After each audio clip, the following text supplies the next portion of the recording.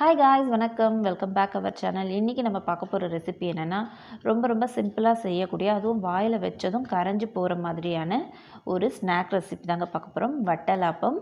இந்த ரெசிபி எப்படி பண்ணுறதுன்னு நம்ம பார்க்கலாம் வாங்க. இந்த வட்டலாப்பம் பண்ணுறதுக்கு ஃபஸ்ட்டு ஒரு மிக்சிங் பவுல் எடுத்திருக்கேன். அதில் வந்துட்டு 1.5 கப் தேங்காய் பால் எடுத்திருக்கேங்க. இந்த தேங்காய் பால் ஒரு முழு தேங்காயிலேருந்து நான் அரைச்சி எடுத்திருக்கேன். பால் நல்லா திக்காக எடுத்துக்கோங்க, அப்போ தான் டேஸ்ட் ரொம்ப நல்லாயிருக்கும். இந்த தேங்காய் பால் பார்க்கும்போதே உங்களுக்கு நல்லா தெரியும், நல்லா திக்காக இருக்கும். நம்ம தேங்காய் பால் எந்த அளவுக்கு எடுக்கிறோமோ அதே அளவுக்கு வெல்லம் எடுத்துக்கணும். நான் 1.5 கப் வெல்லம் எடுத்துக்கிறேன். அப்போ தான் இனிப்பு சுவைலாம் நமக்கு கரெக்டாக இருக்கும். இப்போ இந்த வெல்லத்தை சேர்த்ததுக்கப்புறமா இந்த தேங்காய் பாலோட இந்த வெல்லம் நல்லா கரைஞ்சி போகிற அளவுக்கு நல்லா கரைச்சி விட்டுக்கோங்க.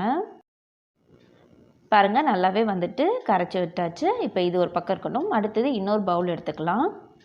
அதில் நான் இன்றைக்கி 5 முட்டை எடுத்துருக்கேங்க. இந்த முட்டை எல்லாத்தையும் நம்ம உடச்சி சேர்த்துக்கலாம்.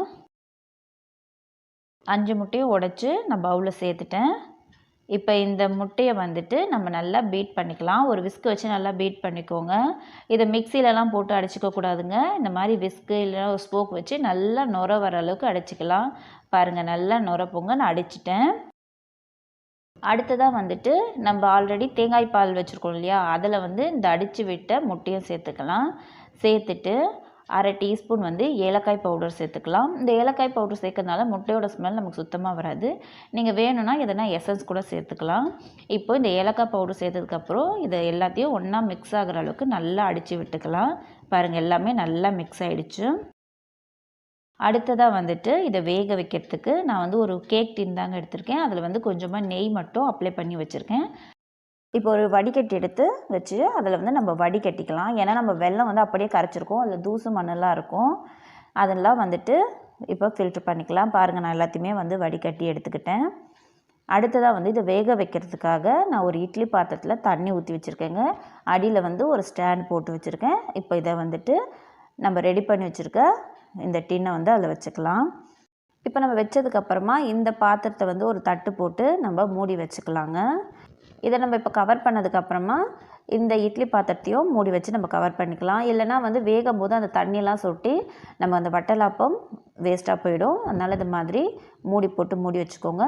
இப்போ இதை லோ ஃப்ளேமில் ஒரு 1/4 மணி நேரம் மட்டும் வேக வச்சா போதும். பாருங்கள், நான் 1/4 மணி நேரத்துக்கு அப்புறம் ஓப்பன் பண்ணி கத்தி விட்டு பார்த்தேன். நல்லா வெந்துருச்சு, கத்தியில் ஒட்டாமல் வந்திருக்கு.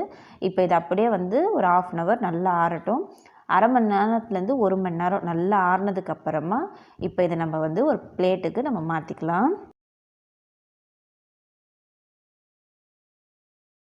பாருங்கள், அந்த பாத்திரத்தில் ஒட்டாமல் நமக்கு வட்டலாப்பம் சூப்பராக நமக்கு ரெடி ஆகிடுச்சு.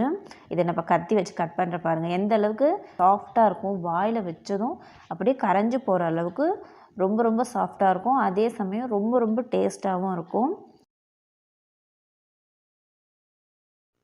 இதை எடுக்கும்போது என்னால் கையில் எடுக்கவே முடியல, அந்த அளவுக்கு சாஃப்டாக இருக்குது. நீங்களும் இதே அளவுகளில் இந்த வட்டலாப்பத்தை ஒரு வாட்டி ட்ரை பண்ணி பாருங்கள். இந்த வீடியோ உங்களுக்கு பிடிச்சிருக்கும்னு நினைக்கிறேன். பிடிச்சிருந்தால் மறக்காமல் நம்ம சேனலை சப்ஸ்கிரைப் பண்ணிக்கோங்க.